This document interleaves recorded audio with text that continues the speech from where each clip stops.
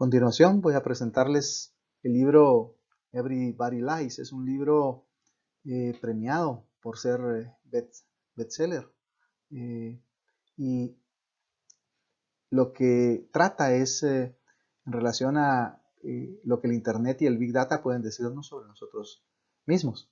El autor Seth Stephens y David Owitz. El libro arranca hablándonos de cómo los filósofos se imaginaban que un aparato tuviera la capacidad de proyectar los pensamientos, ¿no? Es como si pudieran conectarnos a nuestra mente un equipo que en una pantalla mostrara los pensamientos. Hoy en día, de hecho, los científicos sociales han buscado herramientas que permitan, digamos, evidenciar los mecanismos de la naturaleza humana, tales como el tema de la dilatación pupilar, las neuroimágenes, eh, algunos electrodos implantados en el cerebro de pacientes epilépticos, por ejemplo. Sin embargo, esos métodos proporcionan una visión, pues, diáfana de la mente debido a su complejidad. Este libro trata sobre todo eh, el modo de poder estudiar la mente a través de la Big Data o los macrodatos, que es el tema que nos interesa.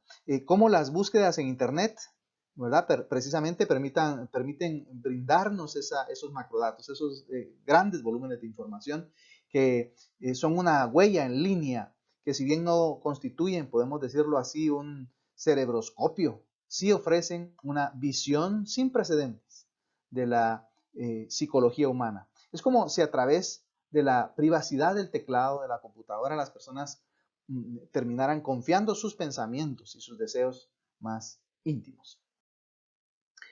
El libro arranca hablándonos de los datos en Google y cómo estos datos en Google demuestran en gran medida que nos equivocamos, por ejemplo, en relación al racismo, por ejemplo. En Estados Unidos, los sondeos de opinión popular sitúan al racismo moderno sobre todo en los estados del sur y en la gente republicana. Pero dentro de los lugares con mayores tasas de búsqueda, precisamente en Google, búsquedas racistas, resulta que figuraban estados del norte como Nueva York, al oeste de Pensilvania y el oeste, datos del oeste también, como el de Pensilvania. La verdadera línea entonces divisoria, según sugieren los datos de la búsqueda de Google, no estaban entre el sur y el norte, estaban precisamente entre el este y el oeste. Uno no encontraba esas cosas muy de esa manera, ¿no? En el oeste de Mississippi. Y el racismo no se limita precisamente, de acuerdo a los datos de Google, a los republicanos. De hecho, en las búsquedas del racismo no eran más numerosas en los lugares con un alto porcentaje de republicanos que en los lugares con un alto porcentaje de demócratas.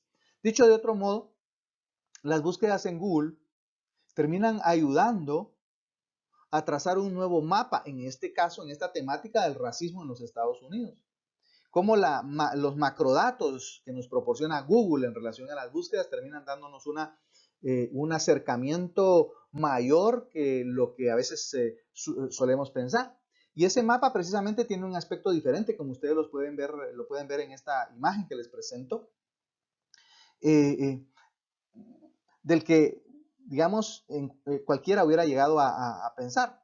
Porque los republicanos, en realidad, que están más del lado del sur, pueden ser más proclives a admitir su racismo, pero eso no significa, como ustedes lo pueden ver en el mapa, que está más oscuro también del lado oeste y más al norte también, no significa que los demócratas no alberguen actitudes similares, de acuerdo a lo que podemos encontrar en la oscuridad del mapa en la parte norte, donde son más demócratas. Muchos demócratas, digamos, al norte albergan racismo también.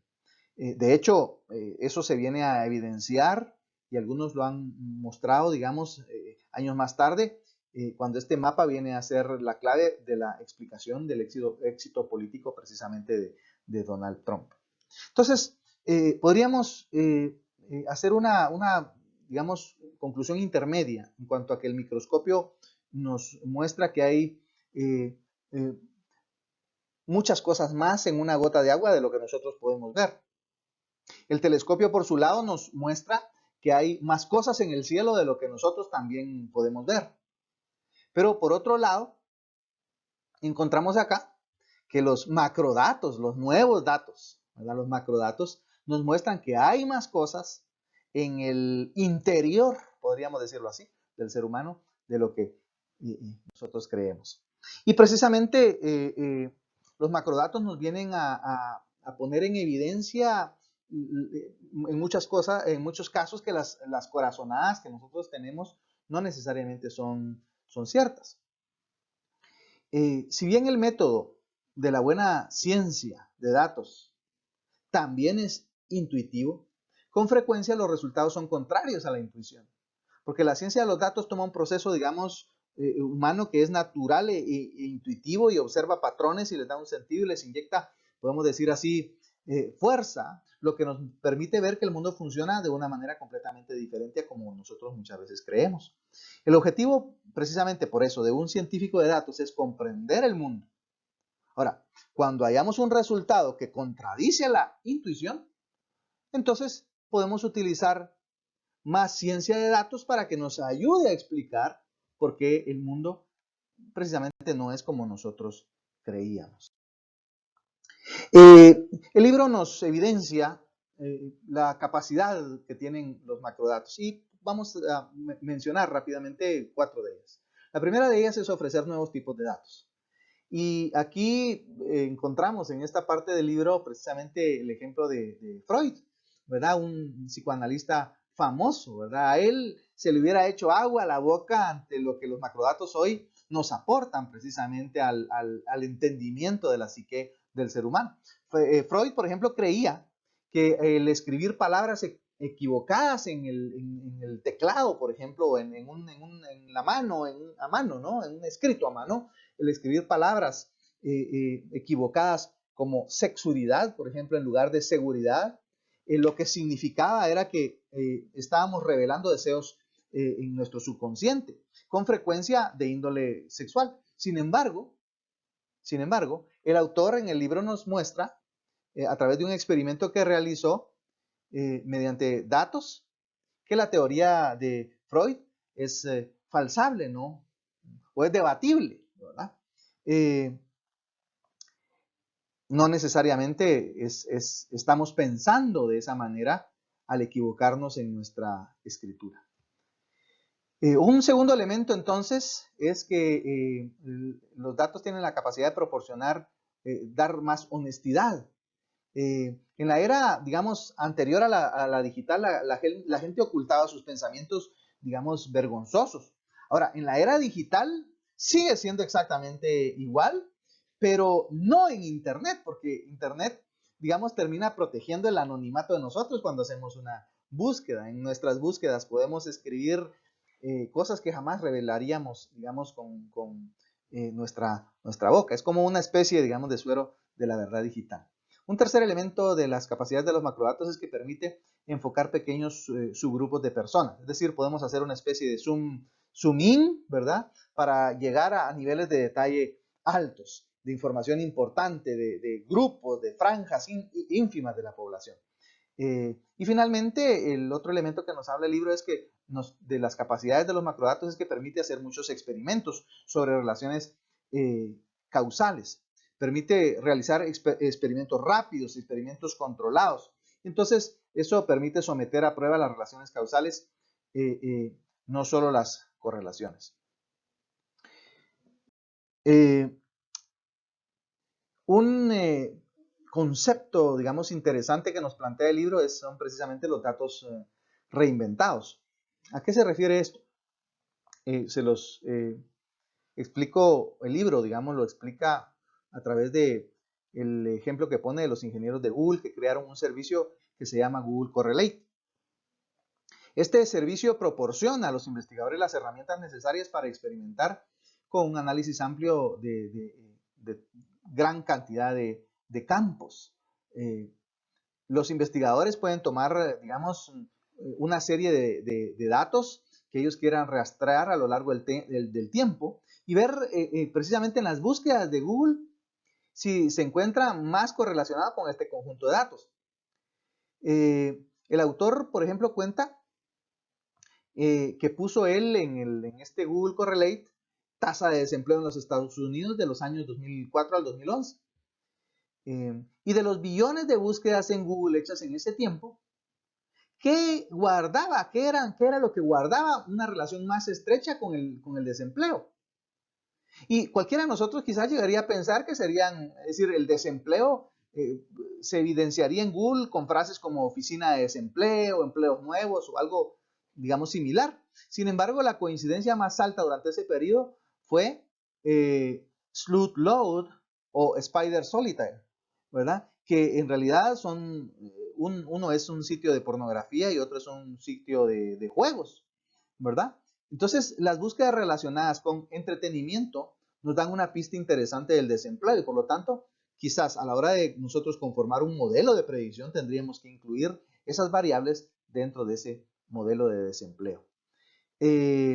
Por supuesto, esto permite hacer un análisis interesante y rápido, ¿verdad? Cosa que el dato de desempleo no es un dato que salga muy rápido, muy, digamos, periódicamente, no tan rápido. Así que datos como estos pueden darnos una buena idea. En conclusión, entonces, de esta parte, es que los datos reinventados pueden ayudarnos a entender los fenómenos de todo tipo y nos permiten contar con información en tanto el responsable de brindar esa información, que sería el Estado, en este caso, de brindar los datos de desempleo, pues en tanto esa información oficial se encuentra, digamos, en Internet o se logra encontrar formas más eficientes para brindar ese dato de manera rápida.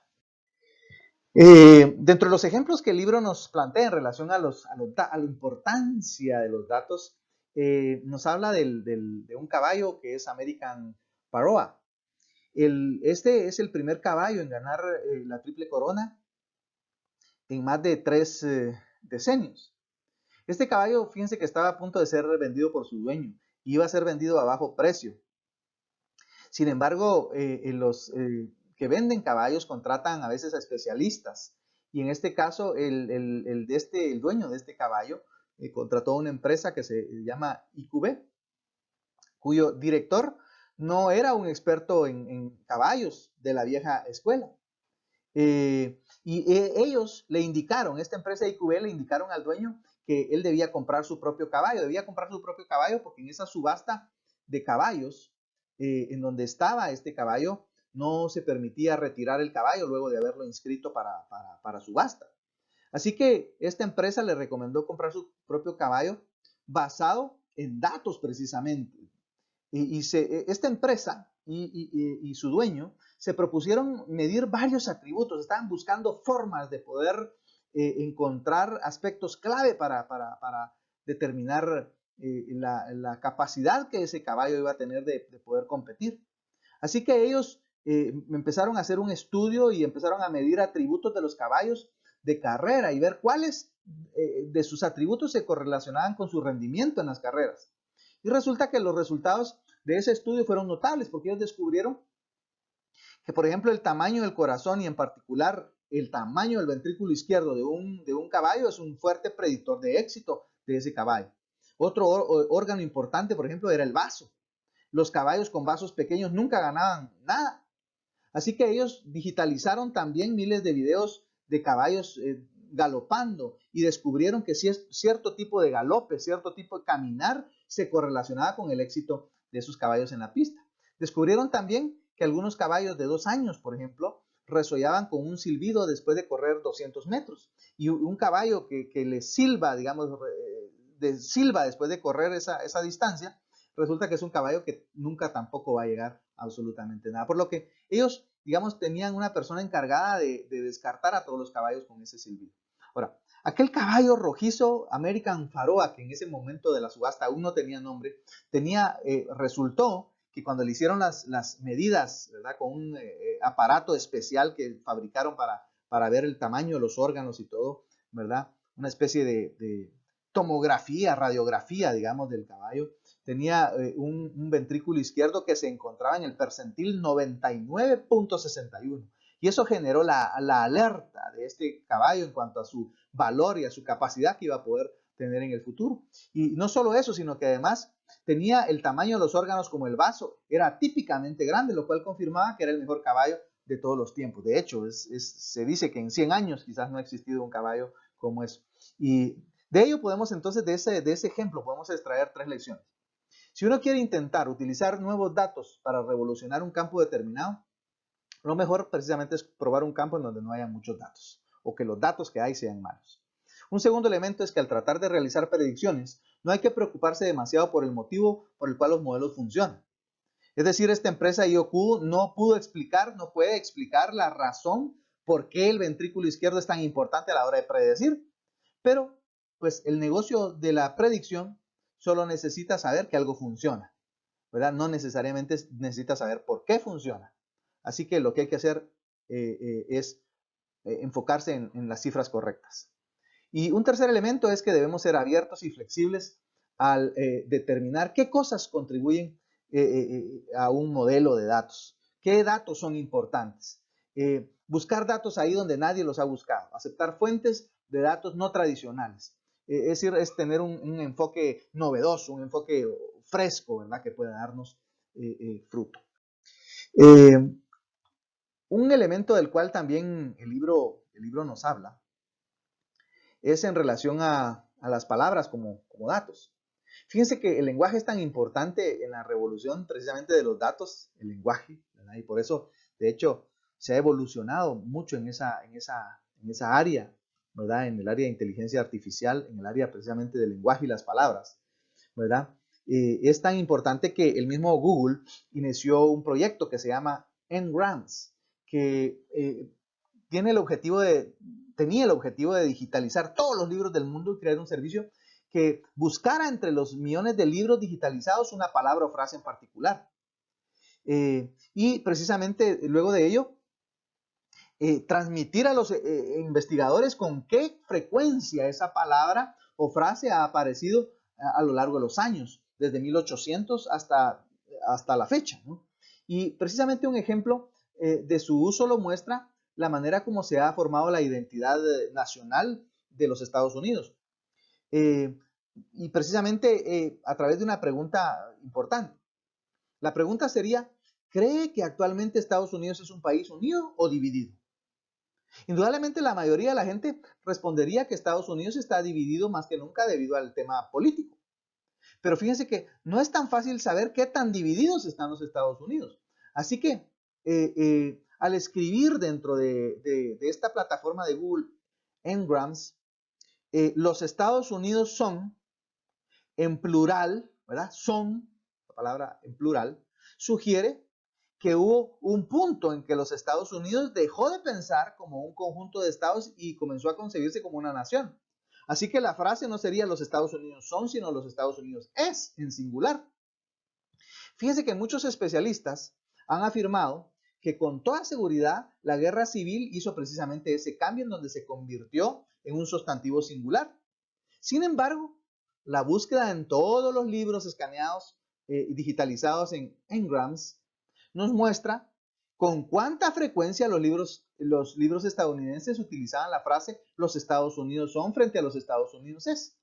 Y como ustedes pueden ver en la imagen que se encuentra del lado izquierdo, la guerra civil terminó en 1880 y ahí nos muestra la gráfica, ¿no? Los Estados Unidos es la que se encuentra más, digamos, más de color negro y los Estados Unidos se encuentra en color gris. Y como ustedes pueden ver, si bien es cierto, empezó a subir un poco antes incluso de 1980, empezó a subir los Estados Unidos, vemos que pasó bastante tiempo todavía, ¿verdad? De forma gradual en que esa palabra, la frecuencia de esa palabra fuera, digamos, desapareciendo, ¿no? Hasta la fecha que casi ya no se usa los Estados Unidos son, sino los Estados Unidos es. Entonces, las palabras como datos son fundamentales en los macrodatos. Un segundo ejemplo importante que también nos deja algunos datos interesantes son las imágenes como datos.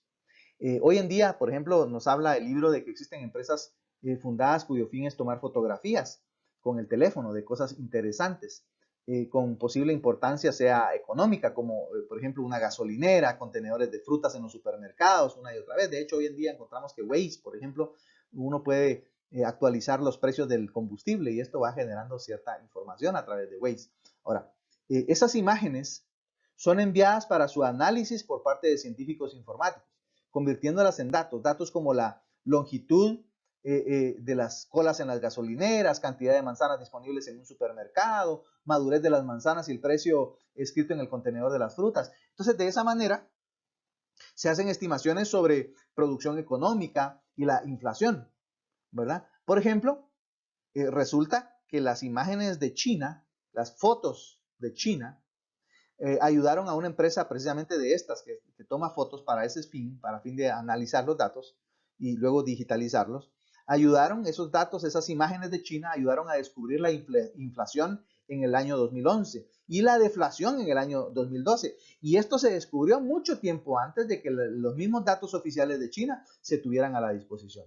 Así que las imágenes pueden constituirse también en una fuente muy importante de información y de ahí grandes plataformas, ¿no? Como Facebook, Instagram, que están basadas en imágenes y pueden llegar a extraer datos de imágenes también. En realidad, los macrodatos vienen a ser como una especie de suero de la verdad. Y lo que en el libro y en otros libros también se le conoce como el suero de la verdad digital. Por lo general, nos van a mostrar que el mundo es peor de lo que nosotros pensamos. Los datos tradicionales en realidad son un reflejo de lo que se supone que queremos oír, pero no necesariamente son un reflejo de la realidad. Y es quizás eso no nos gusta mucho, ¿no? No es muy bonito darnos cuenta de eso, pero en realidad esto nos viene a permitir entender mejor quién es la humanidad, quiénes somos, cómo está, digamos, nuestra psicología, nuestra mente, nuestros pensamientos, cómo están. Mejor, mejorar nuestra vida en al menos 3 maneras, nos menciona el libro. El conocer la verdad, ¿no? En relación a lo que pensamos, a lo que, digamos, sentimos incluso. Y esas 3 maneras, la primera de ellas es que nos ayuda a mejorar precisamente porque es tranquilizador saber que no somos los únicos con determinadas inseguridades. No somos los únicos con ciertas conductas embarazosas. Hay muchos, ¿verdad?, que están metiendo sus datos de búsqueda de los temas que nosotros quizás nunca nos atreveríamos a preguntar o a hablar. Un primer elemento. Un segundo elemento es que los macrodatos nos alertan de la existencia de gente que sufre, ¿no? Como el tema de la depresión, por ejemplo, la búsqueda de la depresión. Ya comento algo de eso un poquito más adelante, de cómo el libro lo aborda. Y número 3, también los macrodatos nos ayudan a encontrar la solución a ciertos problemas y a recolectar datos sobre esos problemas, ¿verdad? Esos problemas que pues son difíciles de resolver, pero que los macrodatos vienen a dar ese primer paso para solucionarlos. Y un ejemplo de eso precisamente es una encuesta que se pasó en un lugar en donde se le preguntó a la gente las preguntas que ustedes ven aquí en el cuadro que está del lado izquierdo. Se le preguntó a la gente si estaba inscrita en el registro electoral. El 83% dijeron que estaban inscritos, pero las cifras oficiales de la institución electoral decían que solo el 69% de ese lugar estaban inscritas. Se les preguntó a la gente si habían votado en las últimas elecciones presidenciales. El 73% dijo que sí, pero en realidad en el registro de electores solamente el 61% habían votado.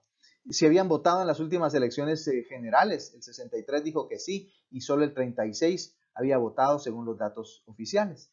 Se les preguntó si eran socios de una biblioteca, el 20% dijo que eran socios, pero en realidad la cifra oficial solo dice que es el 13%. Se les preguntó si habían hecho donaciones a una organización benéfica y el 67% dijo que sí, cuando que las cifras oficiales dicen que solo el 33% habían hecho donación. Entonces, los macrodatos precisamente vienen a ser como ese suero de la verdad digital. Ahora, el libro también nos alerta en relación a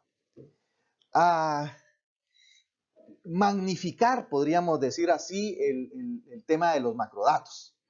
Y pues plantea un capítulo en donde dice macrodatos o macrochascos.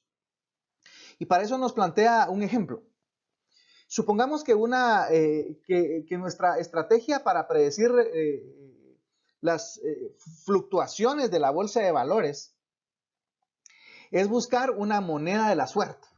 Es encontrar una moneda que al lanzarla nosotros podamos decir si debemos o no debemos invertir. Así que para encontrar esa moneda de la suerte, pues vamos a marcar 1000 monedas, de la 1 a la 1000. Y todas las mañanas durante un par de años vamos a lanzar cada una de las monedas al aire y vamos a apuntar si cada una de esas monedas da cara o da cruz. Y luego vamos a ver si ese día, digamos, dentro de los indicadores de la bolsa, como el Standard & Poor's o Dow Jones o el APL, vamos a ir a ver si subieron o bajaron. Y vamos a estudiar los datos de esos 2 años y listo. Hemos encontrado algo que es tremendo porque resulta que el 70.3% de las veces el lanzamiento de la moneda 391 da cara cuando el índice de Standard & Poor's sube. Imagínense ustedes, encontramos, como quien dice, la moneda de la suerte. Y la relación es estadísticamente significativa. Imagínense ustedes, el 70.3% de las veces la moneda da cara cuando el Dow Jones o el Standard & Poor's sube. Así que podríamos decir que hemos localizado nuestra moneda de la suerte. De ahí en adelante, pues sería suficiente nada más con lanzar nuestra moneda y el 70.3% vamos a tener las probabilidades de ganar cada vez que nosotros invertimos, ¿verdad? Y deberíamos entonces, cada vez que nos da cara, comprar a acciones y esperar convertirnos en millonarios. Ahora, ¿será eso pues cierto? Bueno, a eso se le conoce como la maldición de la dimensionalidad. Esa maldición de la dimensionalidad puede atacar cuando relacionamos muchas variables o dimensiones. En este caso, nuestras variables o dimensiones son las monedas, que vimos que dijimos que eran 1000 monedas, y con un número no muy grande de observaciones. Entonces estamos relacionando muchas variables con un número no muy grande de observaciones. Nuestras observaciones en este caso son 504 aproximadamente días de actividad en 2 años, ¿no? Si tomáramos, digamos, 2 años, días activos en el tema de la bolsa serían 504 aproximadamente en el área bursátil a lo largo de 2 años. Así que es muy probable que una de las dimensiones, o sea, la moneda 391, tenga suerte, lo cual, si se disminuye el número de variables y se lanza al aire solo 100 monedas, no 1000, sería mucho menor la probabilidad de que una de ellas tuviera suerte. Ahora bien, si se aumenta el número de observaciones, se intenta predecir el movimiento del índice Standard & Poor's durante 20 años a la moneda. A esa moneda 391 indudablemente le va a costar mantener ese ritmo del 70.3%. Indudablemente en el paso de los años ese porcentaje iría reduciéndose significativamente. Entonces la pregunta que debemos hacernos cuando analizamos datos es ¿cómo se puede superar esa maldición de la dimensionalidad? Entonces hay que tener cautela en las investigaciones y no enamorarse de los propios resultados. Esa es una de las recomendaciones que el libro menciona. Esto debe ser sometido a pruebas adicionales. Por ejemplo, antes de apostar todo nuestro dinero en la moneda 391, deberíamos de seguir la evolución de esa moneda durante otros 2 años más. En realidad, cuanto más variables se consideran, más cautos debemos de ser y en consecuencia más rigurosas deberían de ser las pruebas fuera de nuestra muestra. Entonces es fundamental llevar un registro de cada una de nuestras pruebas. El libro también nos habla del peligro, ¿no? El peligro que los macrodatos representan, digamos, porque le brindan poder a las corporaciones. Por ejemplo, los casinos. Ellos, digamos, una de las formas de poder ganar es analizar los datos prácticamente de todos sus jugadores.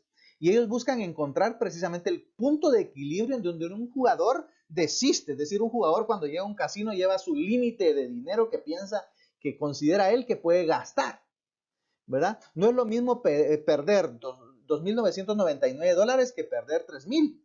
Entonces, de esa cuenta, el objetivo de ellos es, mediante datos, es encontrar ese punto de equilibrio del jugador, de manera que él pueda llegar a ese límite, que en este caso del ejemplo podría ser 2.999 en lugar de 3.000, de manera que él, si hoy perdió 2.999, pueda llegar mañana y perder otros 2.999 y pasado mañana y perder otros 2.999, en lugar de hacerlo perder los $3.000 y que no vuelva a venir en un par de meses. Entonces, de esa cuenta, nos damos cuenta que cómo los macrodatos pueden ser utilizados por las corporaciones para su beneficio personal. De esa cuenta, entonces, es importante mantener un equilibrio con los macrodatos, de manera que también el cliente puede evaluar a las empresas, puede evaluar a los productos para determinar si es bueno o confiable dicho producto. De manera que se cuente entonces con un equilibrio en el conocimiento, que no favorezca solamente a una de las partes. Lo que debería de ser entonces es que los datos estén disponibles tanto para, digamos, las grandes corporaciones como también para todas las personas. Otro de los peligros que menciona el libro es el peligro de esa información que los macrodatos pueden generar en relación al poder que le da el gobierno. Fíjense que las búsquedas vinculadas con el suicidio, por ejemplo, les decía anteriormente que les iba a hablar algo de esto, las búsquedas vinculadas con el suicidio se correlacionan directamente con las tasas de suicidio. Es decir, si en una ciudad hay un enorme incremento de búsquedas relacionadas con el suicidio, podemos aumentar la concientización. Ese sería un uso correcto, ¿no? Es decir, si estamos viendo que en las búsquedas de esta ciudad está cuestionándose mucho la gente y buscando en Google en relación al suicidio, eso nos muestra una correlación directa. No obstante, ir tras un individuo concreto antes de que cometa un delito puede representar, de hecho, representa una violación a la intimidad. Así que hay una gran diferencia ética entre permitir que el gobierno tenga los datos de búsqueda de miles o cientos de miles de personas y que la policía posea los datos de búsqueda de un individuo en particular, ¿verdad? Entonces hay una gran diferencia ética entre fomentar la prevención del suicidio ingresar a alguien a un hospital psiquiátrico basado en sus búsquedas en internet, ¿verdad? Y meterlo a un hospital en contra de su voluntad. Entonces, este es el motivo por el que se debe tener mucha cautela. En realidad, para la ciencia de los datos, hay una gran diferencia entre tratar de predecir acciones de una ciudad y las acciones de un individuo. Los datos entonces nos dicen que hay muchas búsquedas horribles, que quizás rara vez van a tener acciones horribles, que rara vez se van a llevar a la realidad. Así que debemos de guardarnos, de permitir que el gobierno intervenga a nivel individual en respuesta a los datos de búsqueda, no solo por motivos éticos, sino también científicos inherentes a los mismos datos.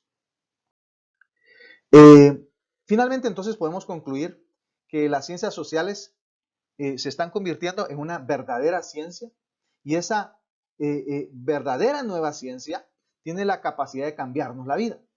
La revolución de los macrodatos en realidad ha hecho eso posible, aun y cuando queda mucho por avanzar y mucho por aprender todavía. Pero podemos decir que hoy las ciencias sociales están teniendo una nueva forma de medir y precisamente es a través de las búsquedas de los macrodatos. Un segundo elemento que encontramos es que las ciencias médicas también pueden explotar los datos relativos a la salud. Encontrar en zonas pequeñas, por ejemplo, del mundo, prevalencia de ciertas enfermedades y fijarnos si en esos lugares hay elementos comunes como la composición del aire, del agua, etc. Y eso gracias a los macrodatos. Así que entonces, como conclusión final, podemos decir que el análisis de datos tiene un gran futuro, ¿verdad? De hecho, yo diría ya es algo actual, se están aprovechando mejor los datos. Todavía pues, se puede aprovechar mucho mejor, pero y se pueden desarrollar, hemos visto datos novedosos, que es importante, ¿verdad? Pero a raíz de esos datos, a raíz de los macrodatos, se podrán descubrir grandes verdades en todos los ramos de la ciencia y se demostrará que lo que la gente realmente hace no es lo que realmente dice. Muchas gracias.